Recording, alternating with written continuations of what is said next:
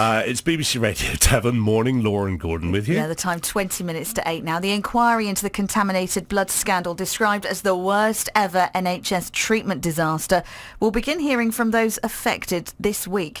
It'll look how patients were given infected blood products during the 70s and 80s, how the authorities responded, and whether there was a cover-up. Thousands of people with haemophobia and other bleeding disorders are believed to have been infected with HIV and hepatitis viruses over a period of more than 20 years, and many have since died. Jason Evans is the founder of Factor 8, the independent haemophilia group. He's a core participant in the inquiry and joins us now. Morning, Jason. Tell us a little bit about yourself and why you founded Factor 8. Good morning. Well, my personal interest in this is that my father was a victim. He was born with haemophilia. He used these new Factor 8 concentrate products, which are really at the heart of this scandal.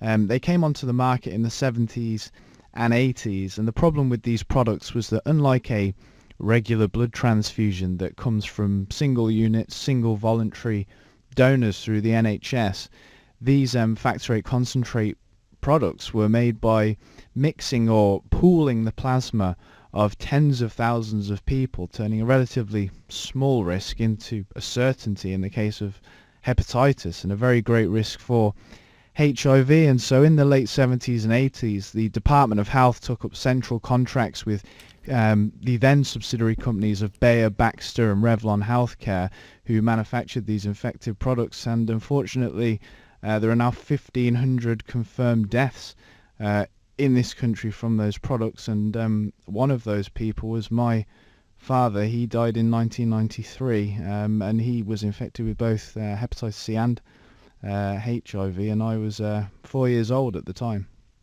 My word. And 1,500 people. Your father was one of those. And Jason, we mentioned that the hearing is taking place this week. What would be the result that you would look for from this inquiry? We're really clear. I mean, when we began this campaign, we were really clear on our goal then, which was to get a full UK-wide public inquiry. Still quite unbelievable now, I think, that we actually achieved that, but I think that's thanks as well to our lawyers at Collins Solicitors. But now our goal is very simple. We want the government and the pharmaceutical companies to accept liability for the manufacture, importation and distribution of infected Factor 8 products in the 70s and 80s. I think if we can do that, put wrongdoing on the record, we'll bring some form of closure to victims and bereaved families. Jason, I don't know if you want to or would rather not go into details regarding your father, but generally with this huge number that you mentioned, I wonder at the time, so that those of us who haven't lived through this or this story at the time, was it known what was the cause of this? Yeah, well, I've spent the last couple of years, and others have spent many more years, looking at the evidence in relation to this, and I think the causes are remarkably simple, but within that simplicity is also detail, and it's purely this. Before these products were ever brought onto the market, it was known they were hazardous because of the mixing process involved. And from the pharmaceutical company's perspective, profit overrid safety. And from the government's end, the savings in the importation of these products over using the previous treatment, which was called cryoprecipitate, outrid common sense. And it all basically came down to bad decisions made about money.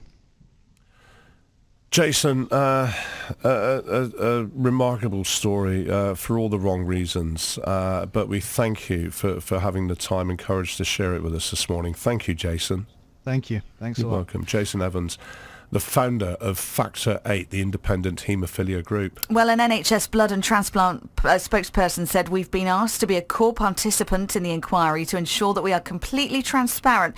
We will work closely with the inquiry team to ensure they have the access to all the information they need to ensure that the inquiry can provide truth and closure to those who've been so tragically affected by this issue. Our sympathies are with all of those who have been infected and their loved ones."